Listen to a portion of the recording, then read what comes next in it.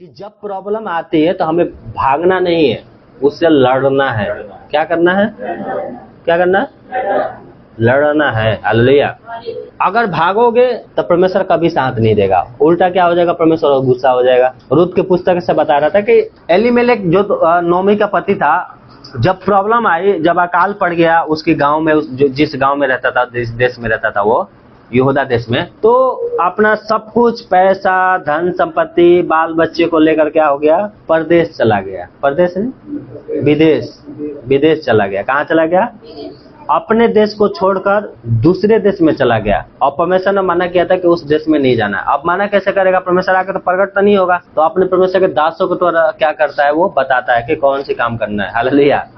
तो मूसा ने कहा था कि मूसा से परमेश्वर ने कहा था कि तुम मोआबी देश में कभी मत जाना, ठीक है, और ना उनकी बाल बच्चों से क्या है, शादी करना, ना तो तुम्हारे बाल बच्चे शादी करे ना वो। पर वो उसी देश में गया, और वो देश कौन सी था? शैतान का देश था।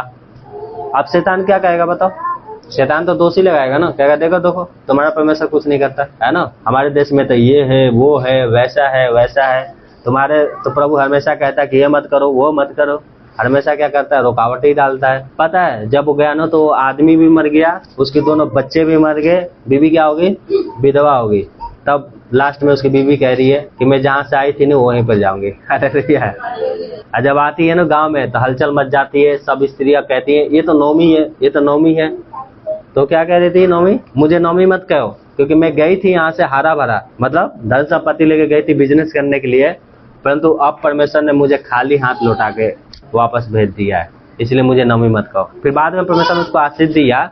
लेकिन कहने का मतलब ये है कि उस आदमी ने क्या किया था? अपनी समझ के सहारा लिया, परमेश्वर पर भरोसा नहीं रखा था। आज यहाँ पर भी कह रहा है कि अगर हम अपनी समझ के सहारा लेते हैं तो हमारा क्या होगा? नुकसान ही होता रहेगा। इसलिए संपूर्ण मन से यहोवा पर भरोसा रखो, उसको याद करके काम करो, तब आपके लिए क्या करेगा? वो सीधा मार्ग निकालेगा। क्या करेगा? सीधा मार्ग निकालेगा। वचन में लिखा है कि मेरे ज्ञान का ना होने से मेरी प्रजा क्या हो रही है? नाश हो रही है। क्या हो रही है?